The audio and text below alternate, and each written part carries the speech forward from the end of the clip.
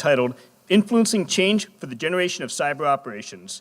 Your moderator today is going to be Master Sergeant Brandon Cruz, Chief Standardization and Evaluation, 690th Space Operations Squadron, Joint Base Pearl Harbor. Hello. I did it. Well, good afternoon, everyone. Thank you for attending this panel. I am, as a good captain mentioned, Master Sergeant Brandon Cruz. So I just want to say I'm really excited to be here today to talk about change in the future generations of cyber operation. Technology is obviously rapidly expanding, and how do we deal with those changes? How do we deal with the changes not only in our organizations, but also personal communication, right? So that's how we want to steer the discussion today with our fine panelists. You don't want to hear from me, you want to hear from these experts in the field. And so I'm going to start off with, of course, Mr. John Adams. Oh, hello, John. How are you? How are you? I'm doing fantastic. Why don't you let the fine folks here know a little bit about you? Typically, I'm the oldest in the room. Next year makes 54 years of me paying Social Security tax. So I've been in the business for 54 years, since 1965 with a fine group called the U.S. Marine Corps. Other Marines out there? I had to sit next to a Navy guy, or Air Force guy, Air Force guy. Which is more insulting. But I went telecommunications in the Marine Corps as a field radio operator during the Vietnam crisis, and I went to work for several companies that are not around anymore, like General Telephone became GTE, became Verizon.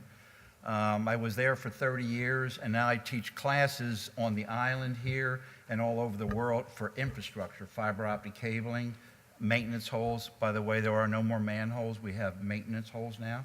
So we have maintenance holes. So I enjoy that work and will probably continue to work in this business because of the young people. Very excited about what the young people are bringing to technology. Excellent. Thank you so much, John. To his left, we have, of course, Captain Archibald. Sir, thank you for joining us. Why don't you let us know, let the fine folks know a little about yourself. Well, thank you. Leon Archibald. My nameplate says Herman. So if you're not my mother, don't use that name. That's my government name. It's an absolute pleasure to be here. I'm the commanding officer for NICTAM's PAC. It's the Navy's biggest telecommunications and the DoD biggest teleport. And basically what I do is, and my team does for me, and for you, the citizens and the taxpayers here, we make sure the warfighters can talk all the time when they want to, regardless of what means they want to. And we do our very best to make sure that they can have 24/7, 365 connection on time, all the time. A lot of moving parts that make that successful. The headquarters has a little over 700 people. The entire Naval Pacific region, IT region for us is about 2,200 people. 27 different activities, commands, doing everything from NC3 critical missions to making sure little Johnny, who's on the USS whatever, can get on his Facebook page and without giving any OPSEC away, to let everybody know he's okay. It's a pleasure to be here. I'm honored to be a part of this esteemed panel here. And I look forward to taking your questions because I do believe it's great questions that will get us where we need to be for the next generation. And we certainly don't have all the answers, so I look forward to debating and discussing and being informed by some of your questions. Thank you. Thanks, sir. Next up, we have Sam Sneed. Ma'am, why don't you let us know what you do? Sure. Good afternoon. Hi, my name's Sam. I work with ESNA Inc. We are a local law firm and a minority and women-owned small business. So our name, I think, is most telling. It stands for Envision, Strategize, and Actualize, and that is our process and what we help our clientele do. I personally specialize in the law as it relates to emerging technologies, which in lawyer speak essentially means intellectual property transfers and registration, government contracts and grants, and as it's emerging now, cybersecurity law, and as it relates to privacy law, and to the extent that I have to do it, corporate governance and finance. I'm so honored to be here today with this esteemed panel and with all of you. What our firm does is it's very interesting. We work with clientele ranging from mom and pop R&D startups that are literally 2 or 3 people working on SBIR grants, all the way up to mature multinational retailers. And so we see the gamut of technology as it's affecting business in the region and really what it's doing to change our organizations. So I look forward to your questions. Fantastic. And finally, Jeff Jacoby, sir, why don't you give the good folks a little taste of your experience? Hi, and thank you. I'm very honored to be here as well. My name is Jeff Jacoby. I am the business director for cybersecurity and special missions within Raytheon Company. I've been with Raytheon and its predecessor companies for 32 years, and in that time I've led organizations in the business, in engineering, in information technology and operations. I lead a security research organization of about 500 folks geographically distributed across the United States, and through cyber, our job is to give our war fighters an unfair advantage over their adversaries, and very proud of that mission. And in my personal life, I've always had an affinity towards young people and their professional development through church programs and Boy Scouts and other organizations. Thank you. Thank you, sir. Appreciate that. And with that, those are our panelists, and we're going to have some awesome discussions today. If you have questions, please send them to askmetnap@gmail.com. We will go over those. We'll try to have 20 to 30 to 40. We'll have plenty of time for questions. So just go ahead and shoot those out. With that in mind, here's our first question. With the U.S. having roughly 3 million more STEM jobs available than it has skilled workers to fill them, what creative solutions have organizations come up with to maintain morale, avoid employee burnout, and still operate effectively? Mr. Adams, we'll start with you. I would say in the many, many years that I've been in engineering and management, to me, I had to learn to listen to people. Okay, I'm running the show here, but without my team, I was nothing. And unfortunately, it took me a little while to realize that. I learned so many things from the younger people coming up and said, oh, by the way, Mr. Adams, is this how we have to do it? It's learning new ideas and accepting the new ideas. It's kind of like I told my children, I would like my employees, the young people and the older people, why don't you shoot for the moon? If you don't make it, you'll still be among the stars. So I use that philosophy, if you will, and been successful. But I think the key thing is to listen to people. I always tell this in every class I've ever taught, and I still will. I always say, your opinion is your opinion. Your opinion can't be wrong. And people go, oh, yeah, your opinion can be wrong. It really can't be. It's your opinion. So I always, both ears open. And I can't tell you how much I've learned, again, from young people. Of course, everybody's younger than me, but anyway, I learned a lot from them. And again, it's technology. Technology, for me, umpteen years ago, I was very impressed with a 64 kilobit teletypewriter. It went 64 kilobits, and I went, what an incredible piece of equipment. And he in the front row shaking his head, so he's at least 35 years old. So I was impressed with that. I was impressed with, as some of you have seen on TV, you saw wires from the telephone company going like that from city to city. That was toll cable. That was open copper wire. That was how we talked from city to city. Today, everybody texts, everybody has a cell phone, everybody has an iPad. So to me, that's incredibly wonderful to see that technology. And I deal in fiber optics, and I'm saying, what's the end of fiber optics? What media is beyond fiber optics? 54 years, I don't know anything beyond that, and that's why I like to specialize in that subject. Do you find it difficult to find skilled workers to fill those positions in those fields? I've unfortunately found a lot of people, they want to be paid, they don't necessarily want a job. So, how much do I get? Do you want to know what you have to do? No, I just want to know how much I'm getting paid. How many weeks of vacation do I get? How many? That's the end of the conversation for me. I want people that said, Mr. Adams, if you don't pay me at all, I still want the job. I want to show you what I can do. It's the way I've advanced my career was put me in, coach, I'm ready to play. So don't worry about the pay, worry about the job and making yourself known to people. But yeah, it's difficult. It's difficult to get people that want a job and without mentioning pay. And that's unfortunate, but I'm hoping that changes. Thank you. Captain Archibald? Yeah, I see it from a similar but a little different lens. I do believe communicating is the number one issue. I think by and large communicators, what I found is some of them have some of the most difficult challenges communicating. And that's what we communicate. That's what we're supposed to do. So we need to be able to communicate with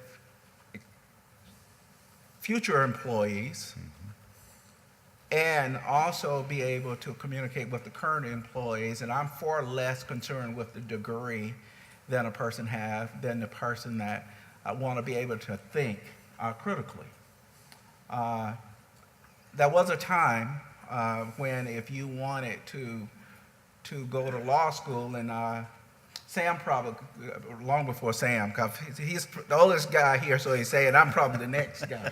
But there was a time when because I was considering going to law school back then, they wanted, you had political science, history, and some of those things like that. What later was found, some of the best lawyers, people who went and got English degrees. When I went to the War College, the best writers in War College, the best students at the War College were the lawyers and the chaplains. And you was like, how's that possible? But they read a lot. They are able to think, do second and third level thinking, and write in a way that you can put the sentences together. And know, if you're a pastor and you don't put together a good sermon, nobody's going to be there very long. Right. And if you're a lawyer, you're going to get fired. If somebody, they misdo it. So how does that relate to STEM? We need to get a generation of young men and women to ask the hard questions. Say, these are the jobs. Forget about right now what you have, because a lot of the people who started out writing code or some of our best and biggest brightest entrepreneurs didn't necessarily start out as computer science geeks, but they had an aptitude to learn.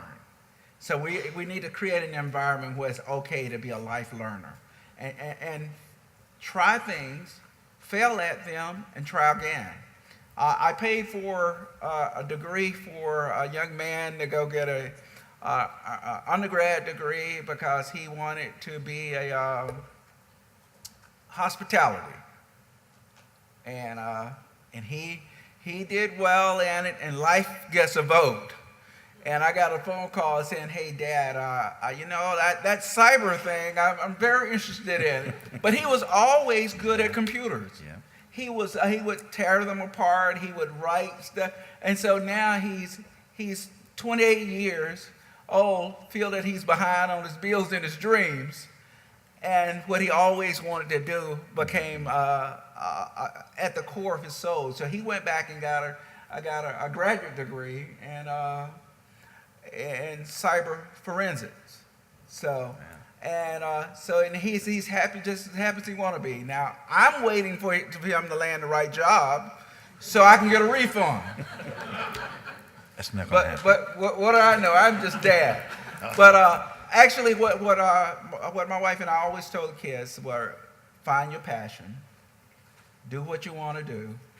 I'm only paying for 48 months anyway. And after the 48th month, you're responsible for it. And so I try to tell my team that the number one, the most important job I have is talent management. It's not the technology. It's not, I know we're a technology company. We're in a technology conference. But it's like Charles Barkley once said, it's not X's and O's, it's Jacks and Joes out playing basketball. You know, if you can't shoot, you're not going to have a job long. And if you can't defend. So I try to make sure that the people know, start where you're at, bloom where you're planted, take the hard jobs, always be willing to pivot and try something else. And if you fail, guess what? You fail.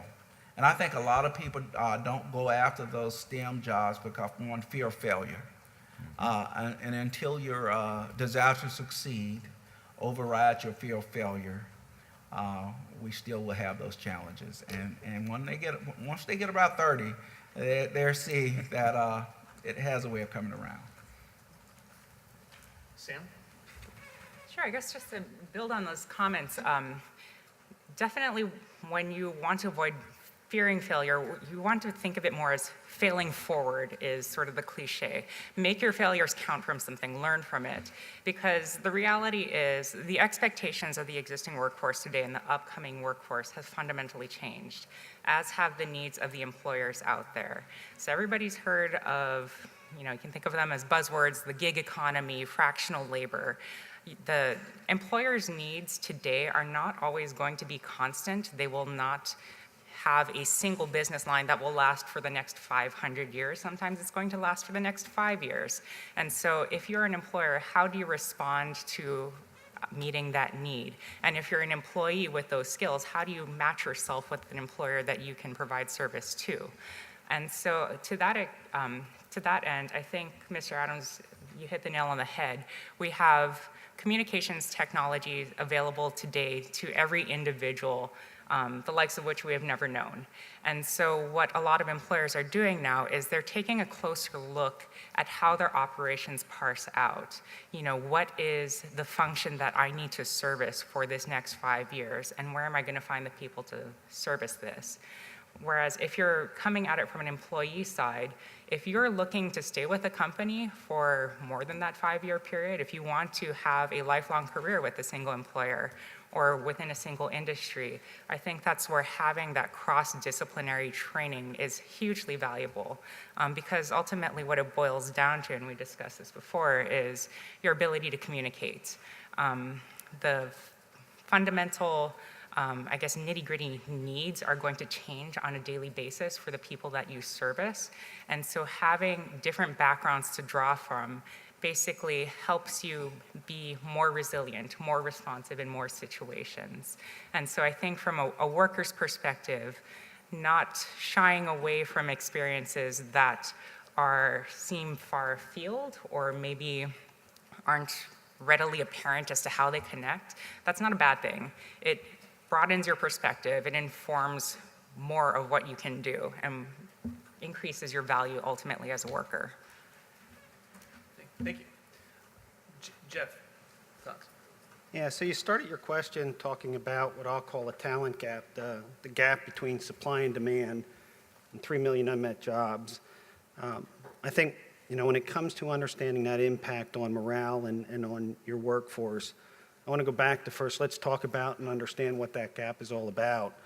And my area focuses in cybersecurity, and for the past 5 years, Raytheon has conducted a survey in partnership with National Cybersecurity Alliance during Cyber Awareness Month to study online behaviors in millennials and to look at why these individuals, how informed are they and how ready are they to enter into careers in cybersecurity. And when you look at the demographics from a cybersecurity perspective, and I know we're talking broader STEM, but I think a lot of this applies. Consider the demographics that over the next 3 years, by the year 2020, 50% of our workforce with an aging population will be millennials. And by the year 2025, it'll be up to 75%. Those people are at an age right now where they're making career decisions about what they want to do. And so when you think about that gap today between supply and demand, you consider the exponential growth in technology and things coming online and what that means. There's a serious problem that we as a nation face to supply, to increase that supply. And, we're talking about what does that mean then for my existing workforce? Because the long term is what can we do through public-private partnerships to create programs and to fund those programs that are going to increase awareness in young people, increase their interest in those programs, and give them the confidence that they can pursue those fields. In cyber, part of the problem today is it's a ubiquitous term, so they don't really understand what that job entails. They don't understand what skills are necessary, and furthermore, the educators, although there's more and more programs coming, classes in cybersecurity, even the career guidance counselors aren't equipped to help them make some of those decisions. And so I think it starts there from a strategic view, and there's a lot more that we can do programs. I was impressed with the group next door to see the STEM-related programs that they're doing, reaching out to young people at a very early age. I think business is getting engaged in, we talk about internships, externships, where we're reaching out. One of the number one things that young people say they want is the opportunity to have role models and to have mentors and people that they can talk with that can help them understand what it is that they would do in this career field and kind of hold their interest. But when it comes back to the more practical aspect, when you tie that gap back to things like employee morale and avoiding burnout, I think my number one responsibility, that implies to me that I'm overworking my workforce because I can't bring enough people on. And the fact of the matter is, because this gap exists, it's, for high-end talent, they're almost operating in a free agency market, and there is a high demand for that talent. So what I've got to be able to do is everything within my abilities as an employer to relieve my workforce from some of the burdens and stress, make sure, I call it the Monty Shuffle, that you're not shuffling people around, and if need be, if it's a limiting factor to your ability to grow your business, perhaps you have to throttle that a bit so that you can kind of keep pace with your ability to hire on. But then when it comes to operating efficiently and effectively, that just to me says, well, what can technology do for me in terms of helping to loosen some of that dependence on people in order to deliver mission capability that's going to relieve my workforce as we're addressing this gap. So technology certainly comes in and plays and will be a big enabler for us. But the catch-22 in that is you need people to develop that technology, and we're talking about a shortfall. Absolutely. I want to go ahead and ask,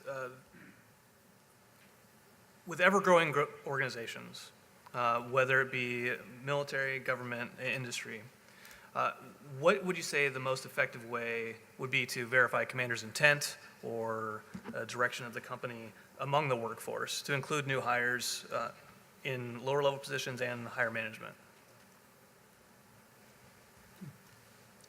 Sure. That's understanding the commander's intent in a purely a military environment is very difficult.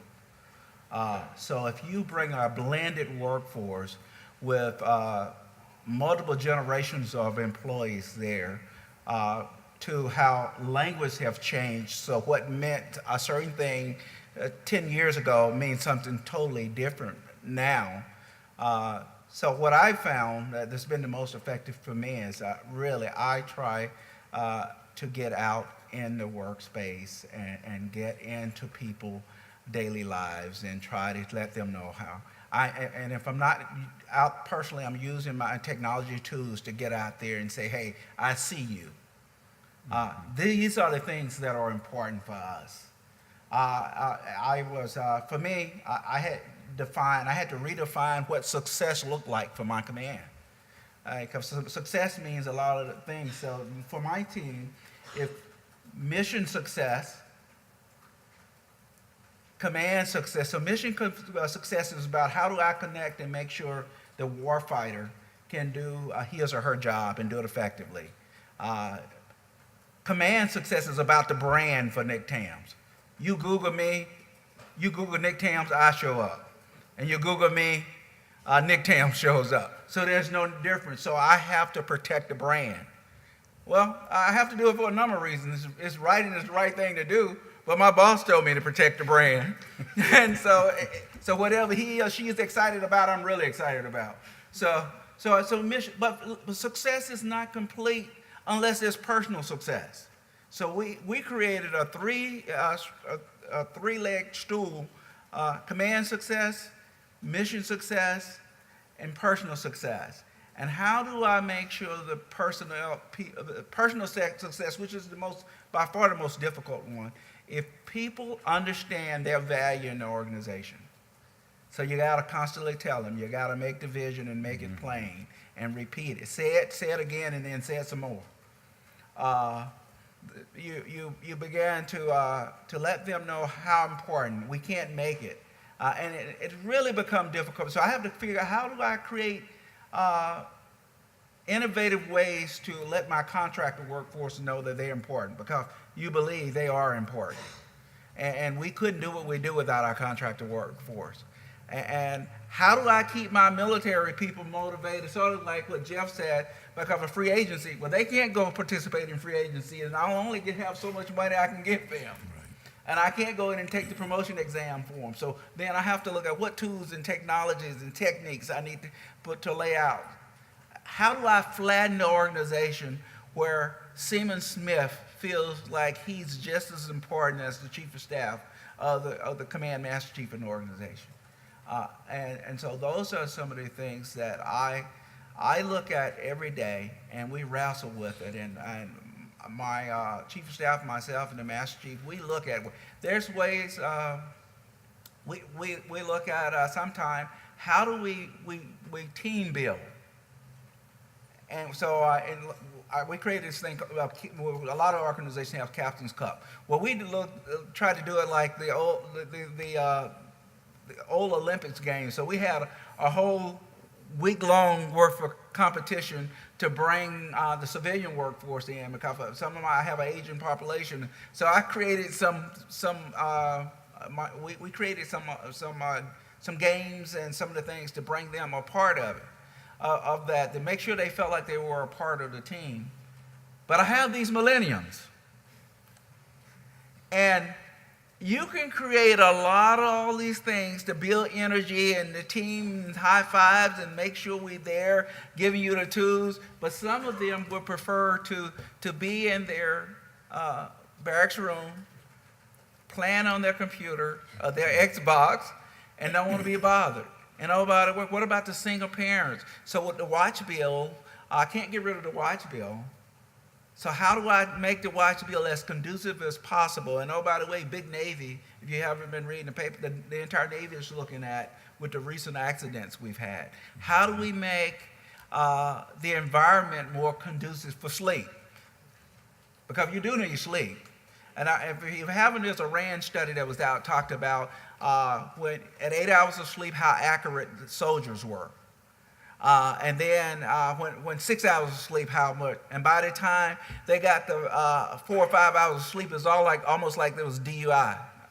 So how do we make sure the health and comfort of the people are there? And I think these are some of the challenges that commanders hadn't necessarily dealt with in years past. Some of them, the days are long gone where you can tell a civilian workforce or your contractors or your a young sailor that do as I say, not as I do, or just because I said so.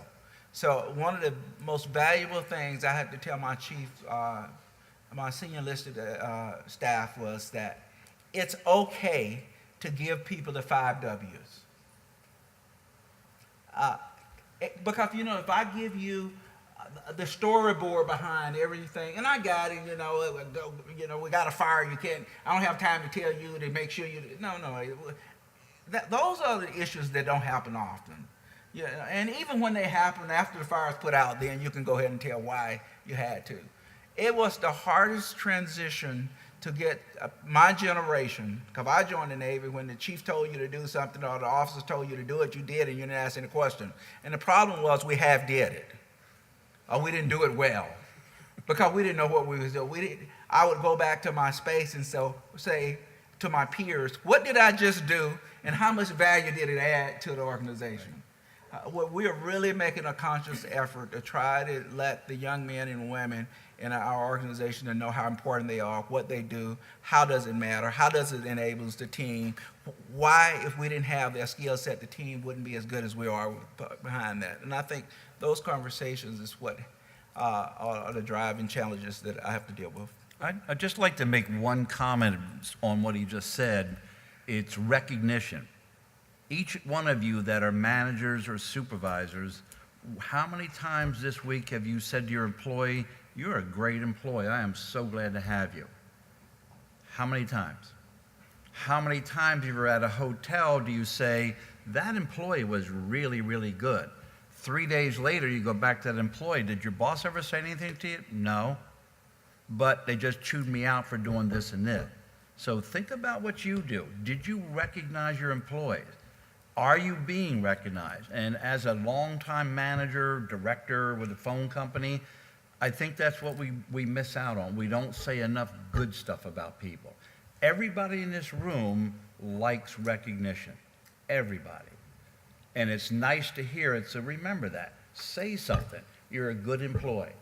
I used to leave notes from my secretary, and I said, I can't believe I even have you. You know what? Friday, you're going home at noon. And I'm paying for it, don't worry about it. She thought that was the best thing in the whole world, and it made me feel like I just gave her a pot of gold. So just remember, recognition everybody wants. Thank you. I appreciate you, John. And I love you too. And that's how you pay it forward. Yep, that's it. I would add that I think it starts with being very clear, consistent in communicating what it is you intend.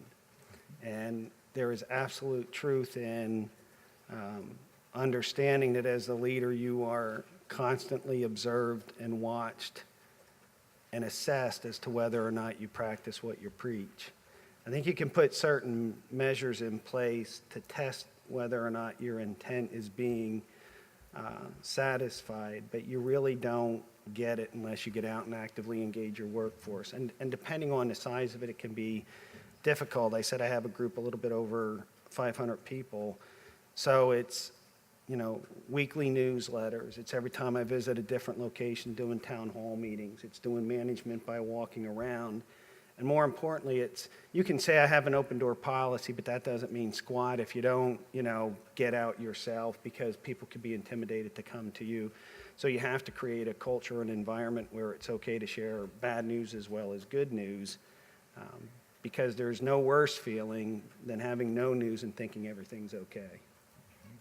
And I think it's worth noting too that ultimately I think the biggest determiner of mission success and the degree of success is the buy-in of your team.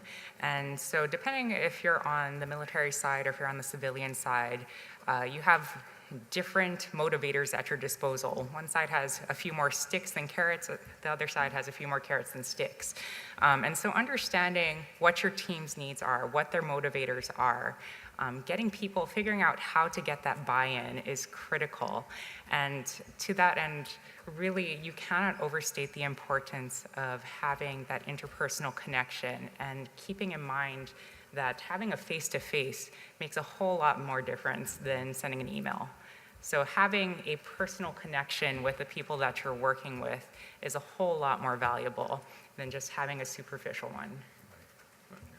How difficult would you say it is to take the vision of an organization and compartmentalize it enough, make it accessible enough so that the disparate pieces of the organization get that buy-in? I think somebody already said it. Is it clear what your objective is? What do we want to do here? And then I would always ask my employees, here's the vision of our company. Here's where we need to be. Where do you see yourself in this organization? in 2 years, 5 years, 10 years? Where do you think you're going to be? And I really want them to say, you know what, I want your job. That's exactly what I want to hear them say. Now, I'm not threatened by that.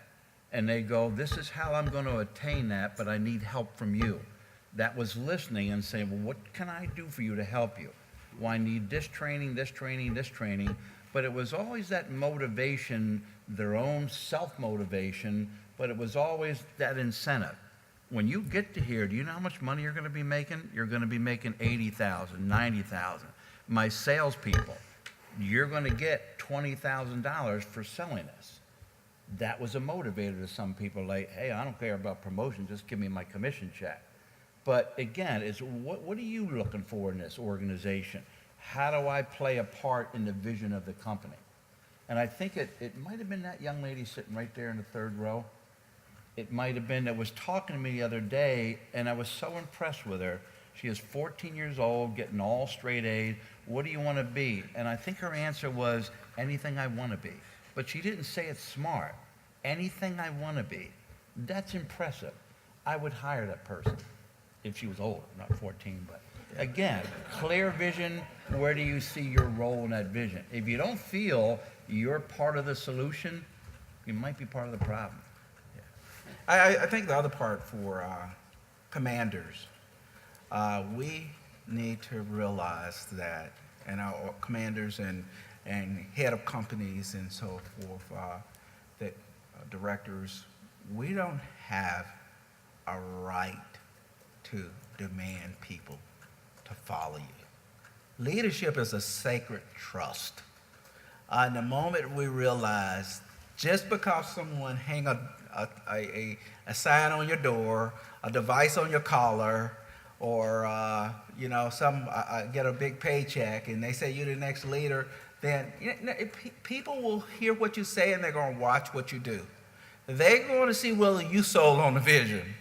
They want to know whether have you gotten your elevator speech down to the point where you really believe what you say and you say what you believe in. So what I know for me, coming to the command, I was in the listening mode. And I would tell my watch officer, you are the subject matter experts. I trust your judgment. And we're successful, and we're going to remain successful, not necessarily because of me, but because of the hard work that you've done. Now, I'm the guy who, if the trains leave the track, buck stop here. I get paid to be the target. So I'll be the bug or the windshield, depends on which one it was to be at that day. But to let the team know, because I have, dealing with all the different senior folks, and I have 06 and above calling all the time, and I want to talk to your CO. And so my team needed to know, when my watch officers in particular, when I give you that letter and I authorize you and say you're authorized to drive, you are licensed and qualified and proficient. Difference between qualified and proficient. You're proficient at what you're doing. I got your back. And if you fail, let's not waste failure. We'll learn from it. We'll maneuver, and we'll get back on track. And I think with our team.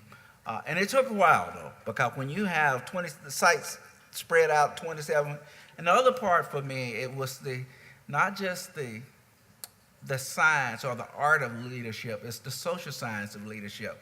Because it was no longer unity of command, do as I say, it then became unity of effort, because I have other 06s throughout this entire Pacific region that I really have to learn how to play, because we depend on each other's success. So how do I get them to buy off into the vision and the goals of the organization? So how do I let them know my success equal their success and their success equal my success? And we constantly have to talk about it. Our captain's calls, just shout outs and going out to meet the people. But I think making yourself available. So, over the course of my career, I've latched onto a few mantras that I keep in my back pocket, and this reminds me of two of them. When it comes to strategy, it's a journey, not an event. And beware the moment of lamination, right? And what it really is saying is, if your strategy and your vision are things that you do as just part of an annual business cycle or an annual cycle, and it doesn't become institutionalized in how you execute or operate, it just becomes part of your DNA. That's where you're going to start to have really problems. So if you're practicing it on a daily basis, because at the end of the day, strategy should be executable plans. Vision should be a way that in the absence of leadership, somebody just knows, hey, what I do every day is helping us move east, and I don't need to know if I need to get to New York City or if I'm going to Washington, D.C., but I'm moving in the right direction. Is typically within the organization what folks need to know is how what I do every day is moving us in the right direction. And I think that's where the role of the good leader comes in. It's the course correction, it's the navigation, it's knowing where that point on the horizon is that you're aiming your ship for.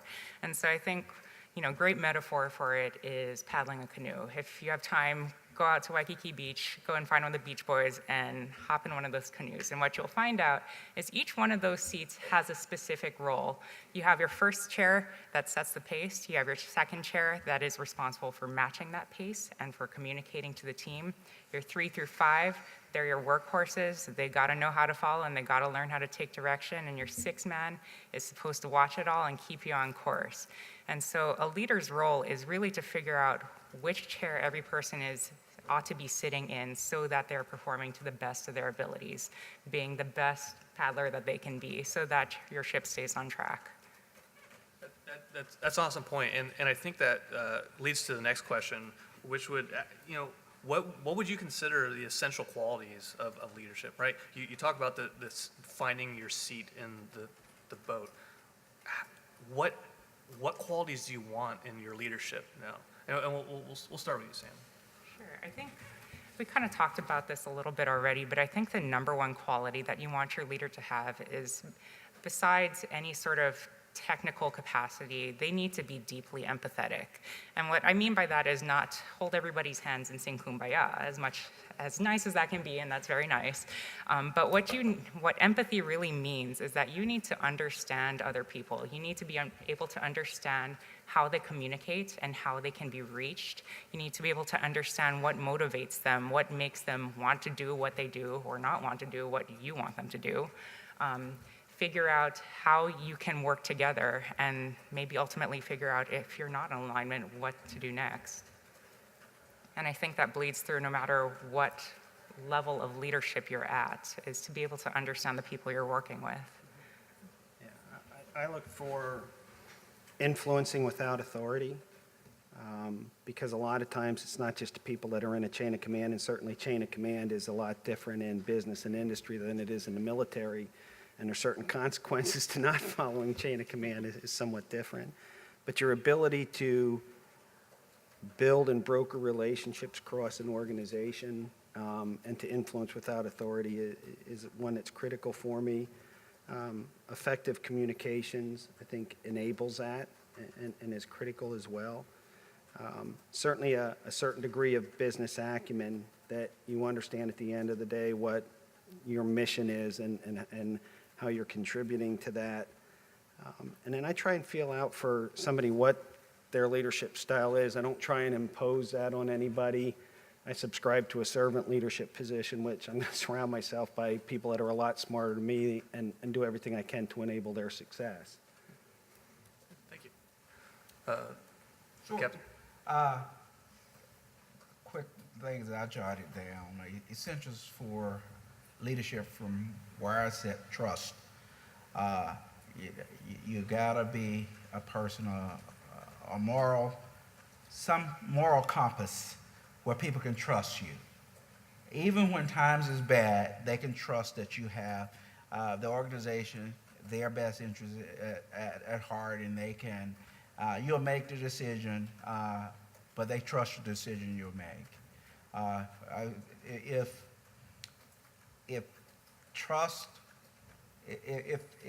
If influence is what leaders does, then trust is the the financial means by which we are able to do that. So we got to have trust for influence outcomes. Because if it comes to a point that you're going to lead, it's not just about effort. We get judged. Efforts are good, but at the end of the day, we get judged based on outcomes. Because we do live in a bottom line environment where the bottom line is making sure we defeat the enemy or a return on investment for our company. So with bottom line, you got to be able to plan. People don't fail to plan. People don't plan to fail; they fail to plan. I want to say it was Eisenhower say, "It's not about the plan.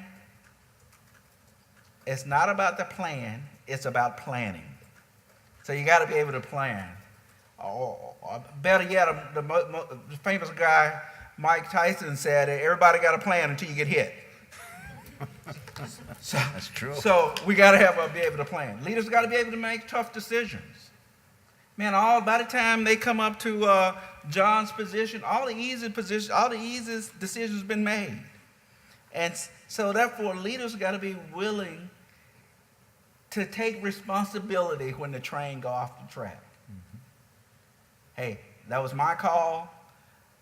I told, take the network down. 7th Fleet was disconnected. They were down longer than I thought they should be. And Admiral, I own this one. You got to be able to make that tough call. Now, 20 minutes later, the entire Pacific Fleet is up. So you got to be able to make the tough decisions. You got to manage resources. I mean, most of my peers don't get fired for doing personal things. A lot of them now, but most of them find the lack of management, not understanding that you're responsible not just for your finances means of the organization, the material means of the organization. I took command over the organization, and they had over $600,000 worth of stuff missing. And before I had took over, I had to go sit down and talk to the lawyer. And I said, so now this is the agreement I need, because it's not like I can say I'm not going to do this job. You brought me in to do it. But I need some assurance that, look, I will make sure I account for everything, but this is now the new baseline. And so we had to have that conversation. I can't fix what 20 people lost before I got here, but I'm responsible today. And my baseline starts today. So I wanted to make sure I was a good steward of the taxpayers. And lastly, for me, it's not enough to just stay a leader. You got to become a change agent. I think we got to create a generation of leaders that decide that they want to be change agents, and they're going to be the one that take the decision to make the change. So how did we get after this? At Nick Thames, we created Leadership University because I saw gaps and seams in these things. I was sitting in Bahrain in 5th Fleet when this idea came, that how do we make sure, because I've been at 5 different commands now, and I've seen these same gaps and seams. So what can you do? And once you become a commander, you can make some instant changes there. So I laid down a marker. I told my team what I wanted, but didn't tell them how I wanted it, and I told them when I wanted it. And we have the saying in the Navy, we don't care how hard the seas were. All I wanted to hear is shift colors. We want the ship to get underway. And we laid, and they were able to successfully do that. And I was pleasantly surprised the first class we did, the positive feedback. Because as an officer, I get a chance to unplug and go plug into Monterey and to have great thought leaders speak into me. But oftentimes, our mid-grade leaders don't get a chance to do that. And that's what we want to create, an environment where they can. So those were my thoughts. I just have 2 things. One, at the end of the table, I talked about relationship. Part of my strategy in 54 years, again, is one of the questions I asked all my employees when I hired them.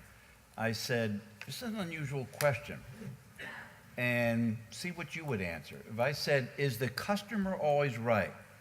Every time they went, yep, customer is always right. You just sold the farm. What do you mean? The customer's always right. No, they're not. If that's not in my contract, I'm not doing it. You know, if you want to negotiate this, when it's a change order, whatever, that's not in my contract. Well, you'll really upset the customer. Hey, the contract's the contract. So people don't understand it. The customer can be wrong. And if you show them, they'll go, oh, wow, I thought we paid for 6, but you're telling me we only paid for 5. So would you give them the 6th one? Well, yeah, if it's less than $2,000, $3,000, I would. Is it your money you're giving away, or is it my money you just gave away? Oh, well, it'd be your money. I said, would you do that if it was your money? No. The second thing I always bring up to people is relationship. Think about what you do in your home life, your business life. What is not a relationship? It's this simple. Why do women, why do men, why do we all go to the same barber or styler? You think about, why do you do that? Because you walk in, hey, John, how's the kids? How's the business going? Hey, blah, blah, blah, blah. Yeah, hey, tell me about the Marine Corps. Blah. It knows all about me. And he doesn't ask me anything about my hair. He goes, oh, you want a number 1 here, zip, zip, same haircut? It's a relationship. Do you have to have a relationship at home? Or do you just do what you're told? Oh, never mind. We call that, in my class, we call that the authority having jurisdiction. And it relates to National Electrical Code, but I always ask the guys, who is the authority having jurisdiction in your house? And the stupid ones will say, why am I just telling my wife what to do? No, you don't. You tell me you do. But again, it's a relationship. There is a theme of relationships, right? Building relationships, making sure that you're able to do that in this technologically advanced world that we're living in. How has that changed team culture with the advances in technology? We have email. When I was in high school, okay, further back, a little further. When I was on my Apple II, we didn't have email, right? So as far as communication goes, that team building, how has that changed? I think one of the things, a negative part, and if you think about this, it's actually true. When you send an email, you just automatically assume they got it and they read it. Well, yeah, but when you picked up the phone and said, hey, did you get that email? Yep, John, I really did. The only thing negative about that, and I got it with my own son and my daughter, both brilliant kids. Well, they're not kids anymore, but they do everything with this. So the only negative I see in technology today are some of the people, even us older people, are we learning not to interact, socialize with people. My son, I said, do you want your girlfriend to go out to dinner with us? He goes, oh, let me check. Click, click, click, click. He said, yes. And I'm like, why don't you call her? What time? Blah, blah, blah. And he goes, there you go, Dad. And I said, can you talk to her and call her? And he said, quote, why would I want to talk to her? She's my girlfriend. How do you know she's happy or sad? Well, she'd use capital letters and blah, blah, blah, blah, blah. And I got to thinking, don't you want to hear her voice? And it stunned him when I finally said, do you know when your mother and I were dating, we talked for 2 hours on the phone. He went, oh, you gotta be kidding me. I wouldn't talk to my girlfriend for 20 minutes. We'd text. Unless we're in the same room, then we don't text. But if they're in a different room, he tells me, they text each other. Like, whoa, in one respect, that's good, but never mind on that one. But yeah, technology in that sense, I think we lost the socialization, the interaction with people. You know, let's go have a drink together, let's talk. Well, why don't I just send you a text? No, I want to see you, I want to talk to you. That's the negative. The good part about it is with, for example, with fiber optic technology, I went from that old copper wire circuits now to this lightweight, this information capacity giant that we don't even know how much information it can handle. I look at that, and that's fascinating to me when I look at that and say, where is the end to the fiber optic technology? And I don't know about you, but again, being in the business a long time, I don't see anything beyond that. Because when you talk to people like Corning and some other manufacturers of fiber optic cable, said, what is the bandwidth? What is the information carrying capacity of fiber optic? The answer is the same every time. It's unknown, it's unlimited. So is technology unlimited. It's kind of scary what we'll be doing in 5 or 10 years. Yeah. We went through this phase where we were going to use, and speaking for the Navy, we love ourselves some VTC. Everybody in the Navy, military in general, but video teleconferences. And they have their place. There are certainly some utility for it. Yep. But you can't put a value on sitting in a room with a person. Maybe I'm 20th century speaking here, to a 21st century world. But there's no value you can put in just sitting in a room, talking to a person, having a cup of coffee, sharing, and begin to understand how do you connect on different levels. Because the more places I've gone and lived at, the business part of the business normally get taken care of after all the other things. Sort of like with the haircut. The business of the haircut got taken care of. But you know what? It's about knowing, everything's about relationship, and how then once you establish a relationship, how do you frame the issue? So a virtual presence, and that's what technology has given us, a virtual presence. But a virtual presence is actually an actual absence. And presence matters. We have a forward deployed Navy and a principle of forward deployed military because presence matters. It matters in relationships, it matters in militaries, it matters in diplomatic environments. So it has to. So I'm not against the technology, I'm all for the technology.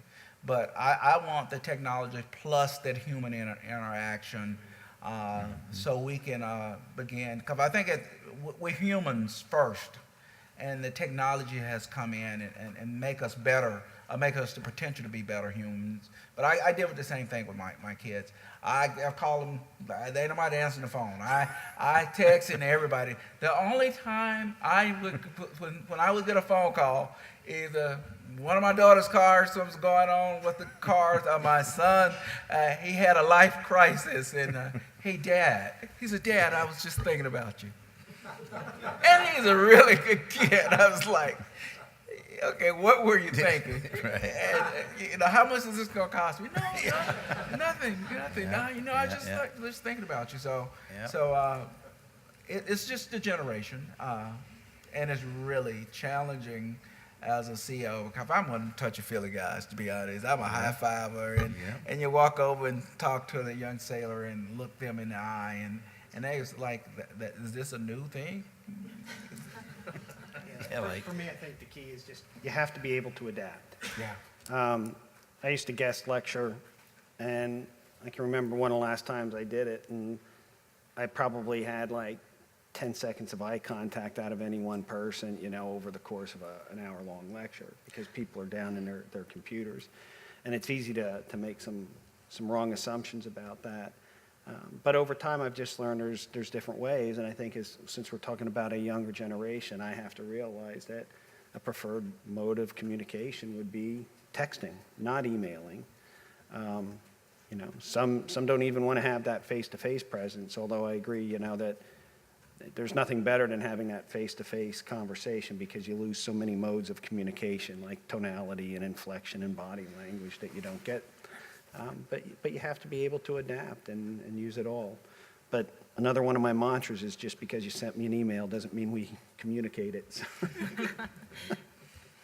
It's important to remember, too, that technology is ultimately just a tool. All of the stuff out there, it's fantastic, but it's really great for logistical communication. It's really awful for interpersonal, real human communication.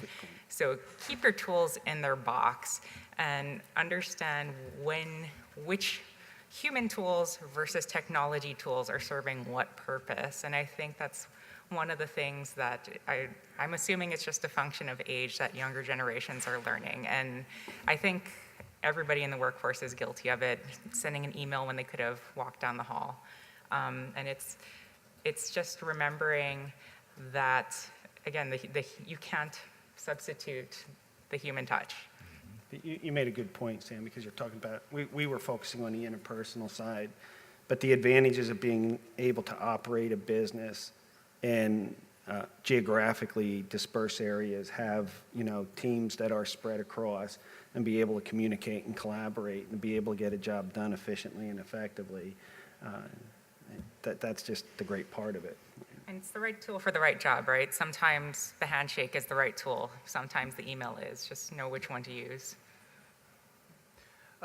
What types of challenges have you had convincing leadership to adapt and accommodate the new generation?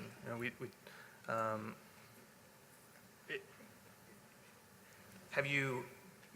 talk about adapting, right?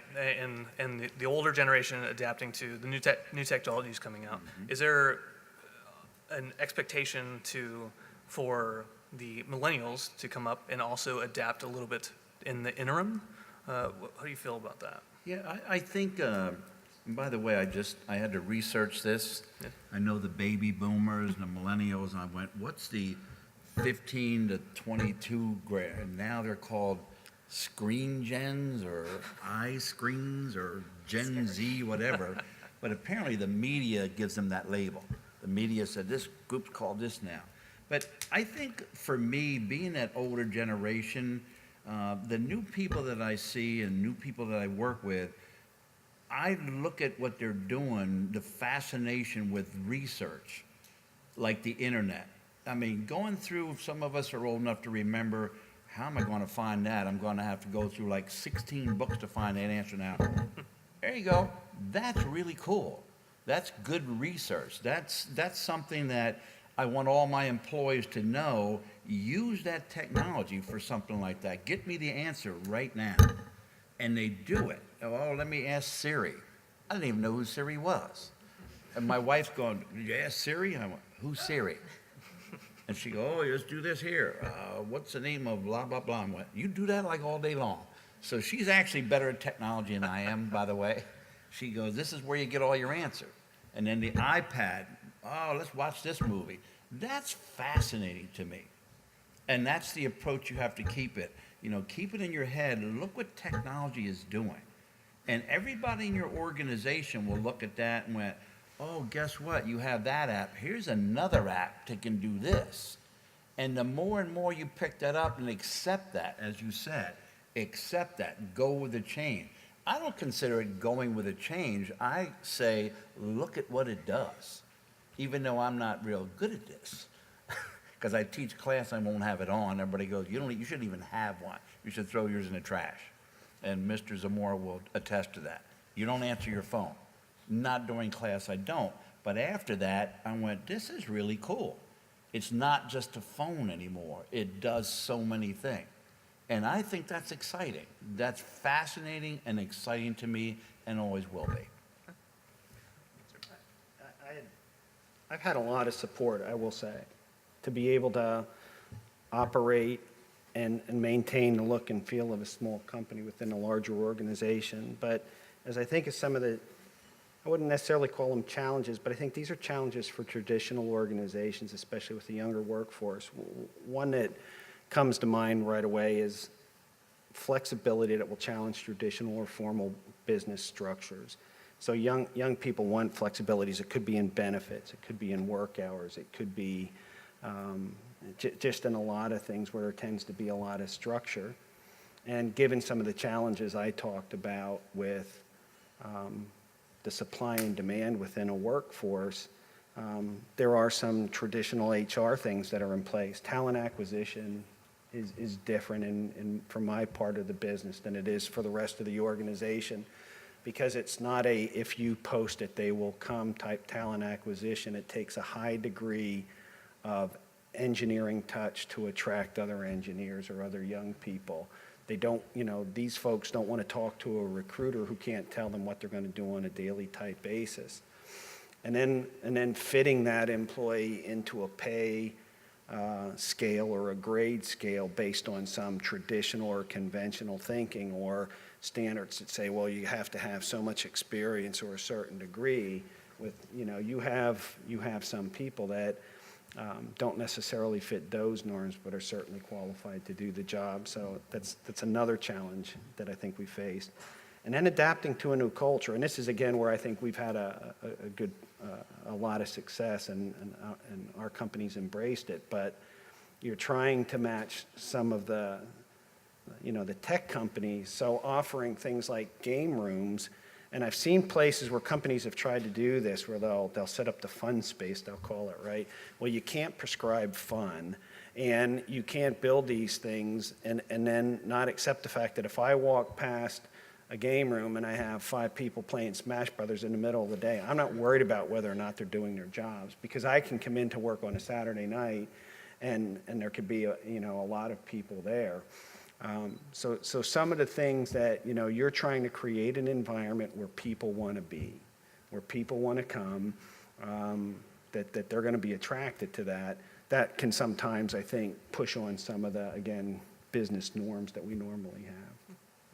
I think we dealt with that, certainly within the Navy, when we open up Facebook, for instance, to our employees. I never would forget, I had to write the commander's his out loud thought on why he was pushing back. You might remember when the Obama administration opened up Facebook, Stratcom sent the message out, and everybody and their brother came back saying that's not a good, the fires, the military is going to be on fire, Facebook's going to burn it up. And then all the commanders had to write. Well, I've been the IT guy. I had to capture my boss's thought on why Facebook wasn't a good idea. And me being the father of millenniums, and I was all about the need to connect, my touch was a little different. And I used to, we gave everybody at sea that had the connectivity the ability to have sailor phones. These were huge enablers for us. We didn't spend a whole lot of time seeing sailors standing in line doing working hours. And if they were, that wasn't a product of the sailors. Normally it was a product of the leadership. Mm-hmm. And I said, we will be fine.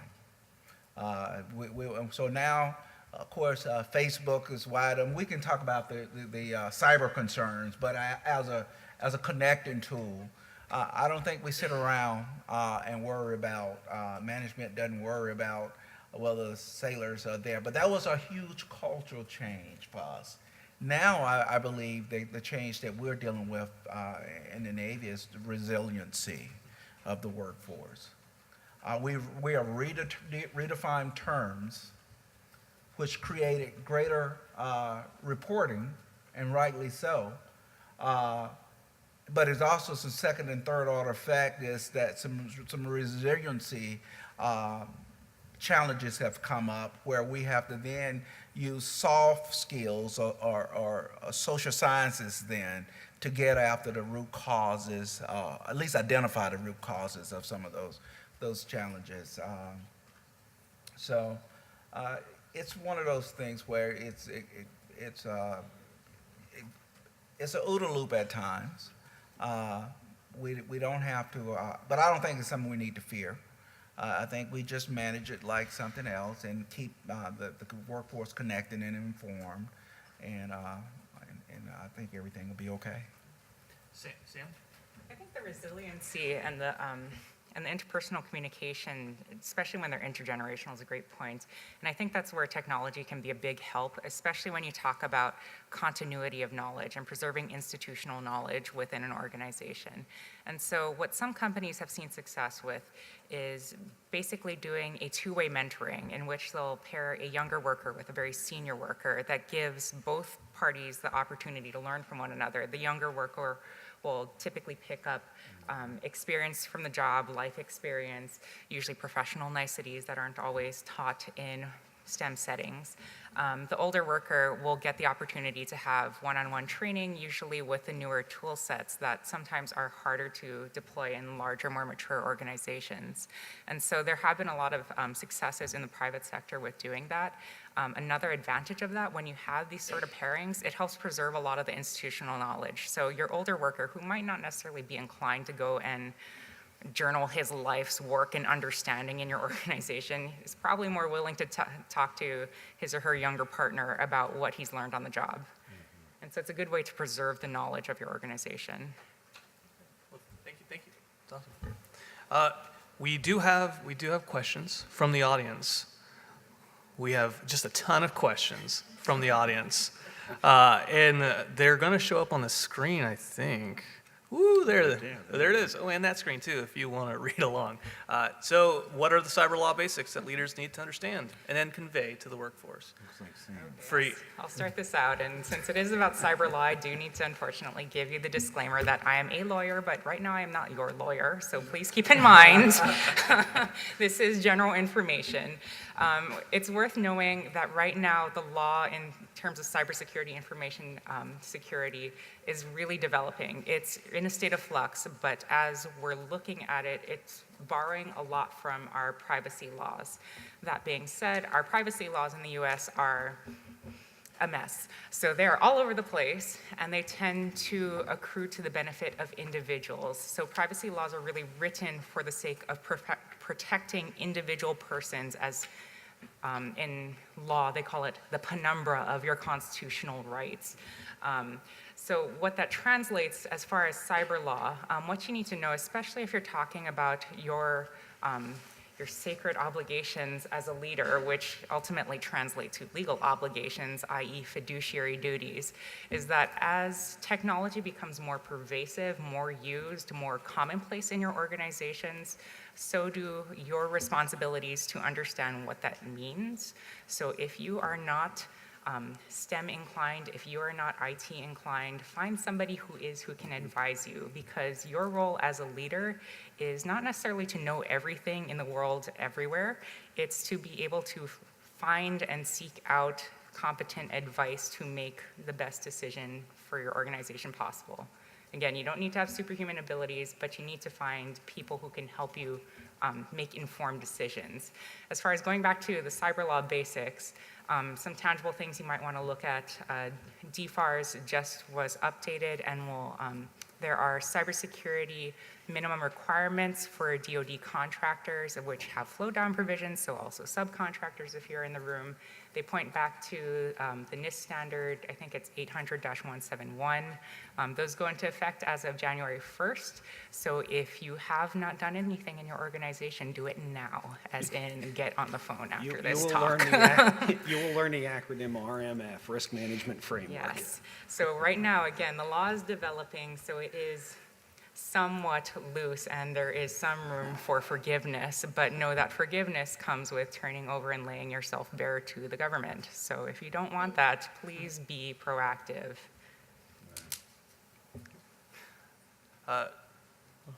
Next. Next slide.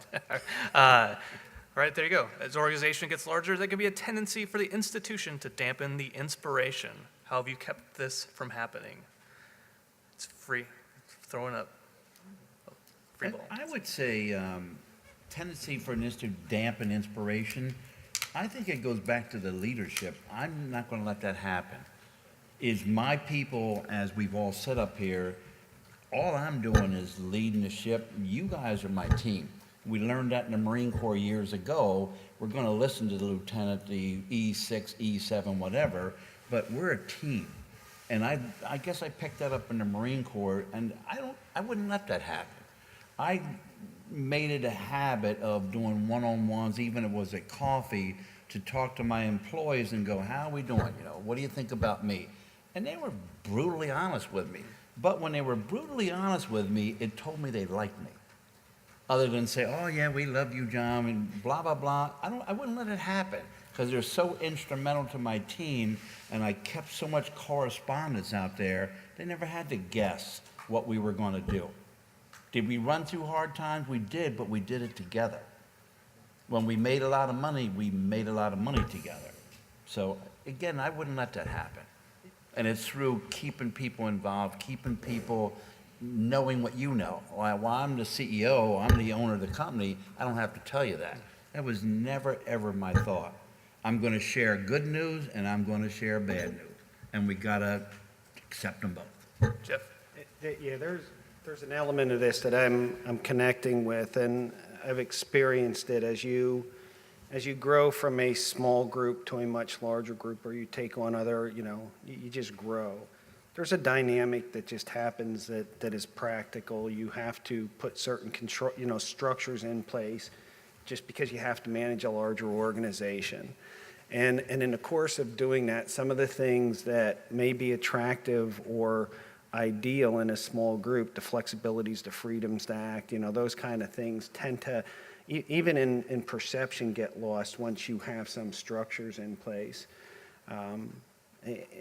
And so I think that's kind of natural, but what have I done to try and keep this from happening? Because I have many locations, I actually encourage those parts of the organization to have a little bit of autonomy, that they can operate almost as their own environment, so you can maintain the look and feel of a small company. You've got to decide what must be done, what should be done, and what are the other nice things to do, but allow some flexibilities there. And if we're talking about inspiration, if we're talking about things such as the ability to bring innovation to the table, to be able to incubate new ideas, and to be, those kind of things, we put those programs in place, and we back them up with funding, and we put things in place so that you can maintain some of that, innovative look and feel to the company, that it doesn't get lost in this big engine. Sure.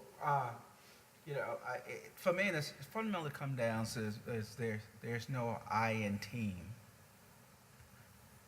but there is an I in win. And we want to win. And we want to win in life. We want to win in our jobs. We want to win in our mission. So that I is that I need to invest in you. I need you to invest in the organization, and we need to make sure that we make the changes we need to change. Get stuff that's not working. Let's not be so committed to it that we can't move on. And that's if it's a job, if it's sometimes some people aren't working in certain positions, and some you have to manage out. And some you encourage them to find inspiration somewhere else. But at the end of the day, I really, it becomes that there's no I in team, but there is an I in win. Now, so what do we have to do if we want to win? We got to come together as one common thread, to make sure that one heartbeat, to make sure that what impacts you directly, indirectly impacts me. And so that's why I need you resilient. I need you whole. I need you to be a part of this. I need you to let me know when what I'm saying don't make any sense. Mm-hmm. So speak truth to power. I think always speak truth to power. Just use tact.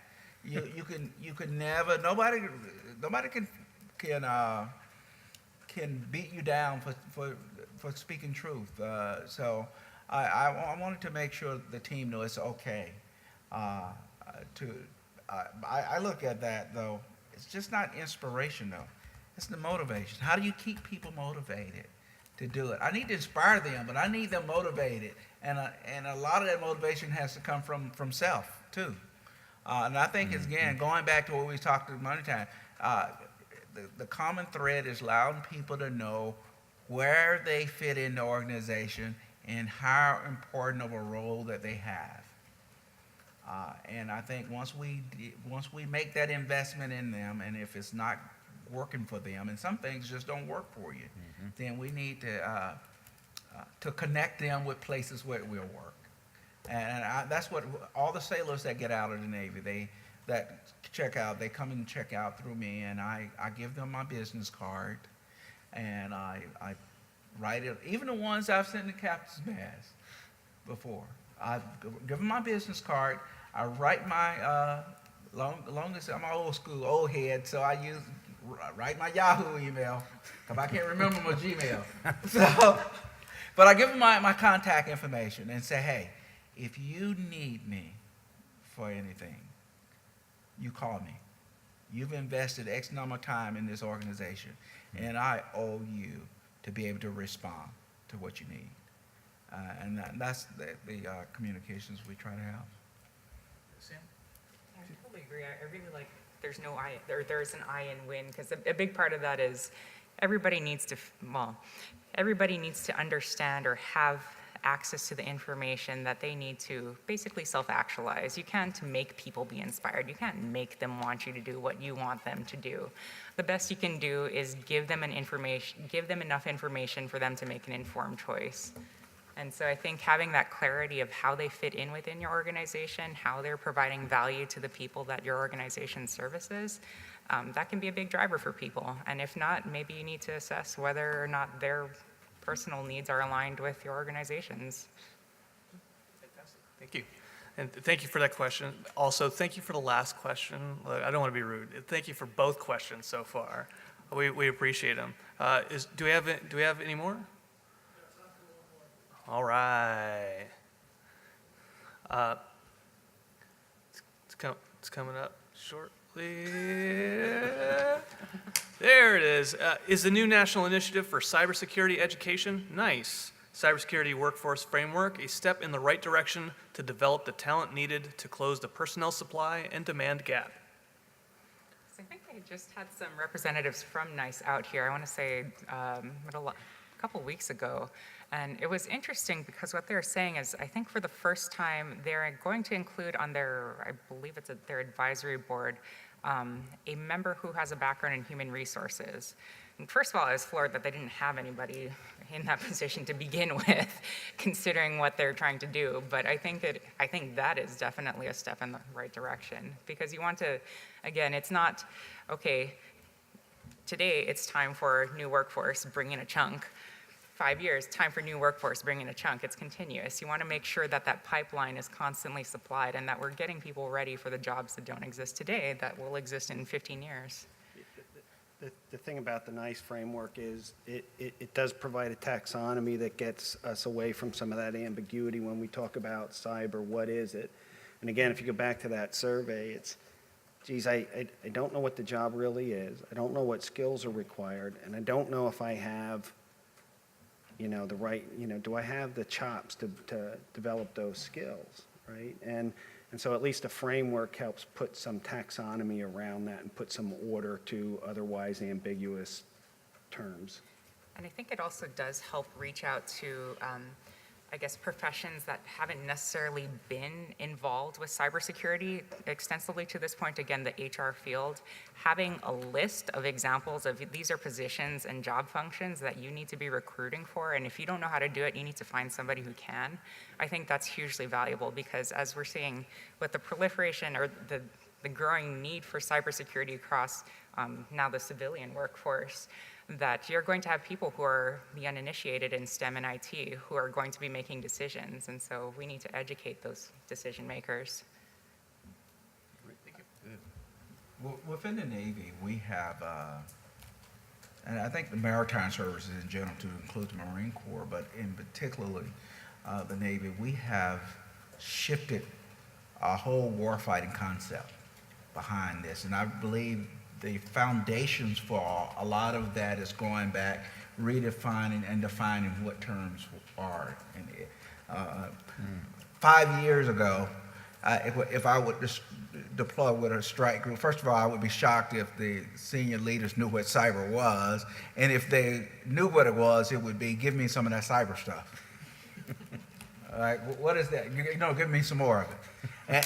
And now, I go to forums, and when I see four-star admirals are articulating visions on how the cyber warfare fight is important to the larger fight, and how it's more than just an enabler. So it's more than just a service, it's a capability. Just as strike. Within our own culture, we've changed for years our information warfare commander what would be our unrestricted line officer, a pilot, or a SWO ship driver, or a submariner. Now, the information warfare community, we stood up an information warfare community, and they're out there on those strike groups, providing that professionalizing the force to make sure you have the right people doing. You pretty much don't, because if I slept at a Holiday Inn Express last night, don't mean you want me to be your doctor. Yeah. So we want the professionals doing what they are been professionalized to do, and I think NICE has been the foundation for a lot of the normalcy. We becoming near normal on some of the terms we're using, and the capability ultimately leave capability and increase funding for some of those things. Thank you so much. Thank you for that third question. We did it. We got 3 questions. We nailed it. What I want to do is closing remarks. Is there anything you want to leave the room with? Parting thoughts, sir. I think, as I've said all along, I'm fascinated and excited about technology, but obviously I do the connectivity, and I always kid the router and switch people. You have a really cool switch and a really cool router. What can you do without my fiber optic cable? Well, we do wireless. Really? Wireless is wireless. That's what some people think. Well, you can't do anything. But the data geek friends, as I call them, I always say, what's new for you guys? What's fast enough? And they tell me the terminology, I mean, it's incredible to me, going from kilobits to megabits to what? Gigabits. They're like, oh, is that fast enough? No, you got to go with terabits. I said, okay, I heard of terabit. What about petabits, exabits, yodabits, zetabits? I went, what? And then the newest one they told me was gigabit. I'm not even sure they're kidding me, but the guy went, well, that would be 2 to the 100th power. And they get like this eye, like, oh, when we play games, you'll be able to actually almost feel the sword cutting you. That'll be so cool. And you're like, we're already down to peta, exa, yoda, and zeta, and gigabit? I'm still in kilobits.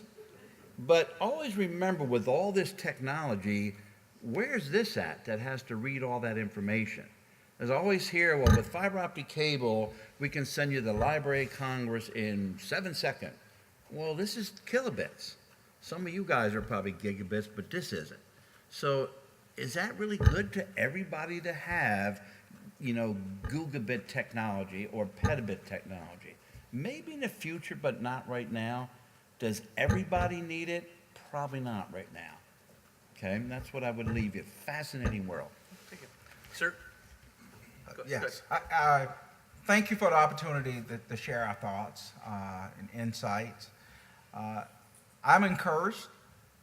I still believe that we live in the greatest nation on the face of the earth to be able to do great and dynamic things. We're great because we have people from all walks in here, all industry, doesn't matter where you come from, doesn't matter how you get there, doesn't matter where you start, it's how you finish. And I am so encouraged with the even this generation that we have to bring to the next level. I would surmise that the World War I veterans probably would have had some concerns with people in World War II. And the World War II certainly had some concerns with the folks who was fighting the Vietnam War. And the Vietnam War had some war, and I was in the first Gulf War, so I think we did it all right until we got in the complex environment that we're operating here now. It will be okay. I believe we have the right people, the right stuff, right, the right technology, the right industry partners and leaders, the right educators, and we're going to make. Is it going to be hard? Absolutely. Would it be difficult? Yes, but it's doable. And we're going to get there. Even the cyber challenges we're facing now. As long as we got people like Sam writing the policies, We got people like Jeff doing all the hiring, and John. I didn't even know Google Bids exists. John, keep doing what you're doing, and our Air Force partners are keeping us safe. Where I saw the commercial. They talk about how many cyber attacks they stop every year. So they all that in a bag of chips. So. I really do. I'm encouraged, though, when I see the young sailors and the people I work with. So thank you for the opportunity. Sam? Thank you also again for having me. I think I would just ask everybody to remember that don't ever be a servant to your tools.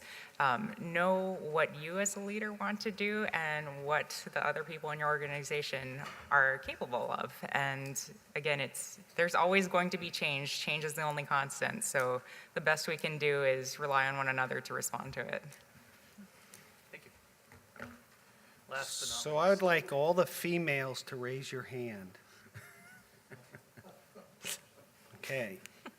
If you feel you are less capable than a man to do a job in STEM-related skills, keep your hand up. Thank you. So U.S. demographics, right, gender, 50-50 split between males and females. For as much as STEM-related skills are underrepresented in our workforce, there is an untapped talent resource in females because they're less represented, and I think it's an opportunity for us. And you know, my company does a lot at the elementary level and the middle school level to specifically target women to get them interested and confident in doing that. So anybody that's over the age of 30, raise your hand. You're not a millennial. Get involved. Mentors, role models. Consider externships in your business, sending people out to work with young people. You're going to make the difference in attracting young people into these types of jobs. Thank you so much. And thank you to everyone who joined us today for the panel. Again, thank you to our panelists. Let's give a round of applause. They're awesome. And by all means, if you have more questions, send them to the teleprompter, and we'll get to them. But thank you again, and you folks have a wonderful week and wonderful day. Thank you.